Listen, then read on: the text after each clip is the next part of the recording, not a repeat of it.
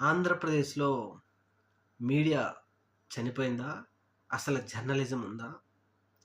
Journalism అనేవాడు కనీసం ఎన్నికలు జరుగుతున్నప్పుడు అక్కడ పరిస్థితులు ప్రజలకు తెలియచెప్పాల్సినటువంటి బాధ్యత లేదా? అలా కాకుండా అక్కడ జరిగే ఏ ఒక్క విషయం కూడా ప్రజలకు తెలియజేయకుండా గొప్పగా నిర్వహించింది ఎన్నికలు ఎలక్షన్ కమిషన్ అని చెప్పేసి గంటల పాటు డిబేట్లు పెడతా ఉన్నారంటే ఇంతకంటే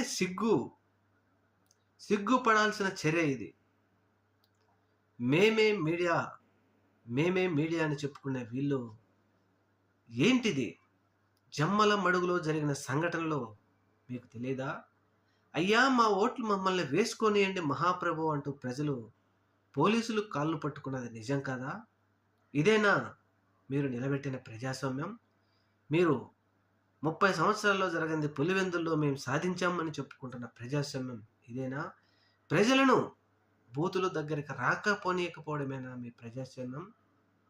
ఈ సంఘటనలు ప్రజలకు తెలియజేయకుండా ఉండటమే మీ జర్నలిజం, మీ ప్రజాస్వామ్యమా? ఇంతకంటే ఘోరం మరొకటి ఉందా?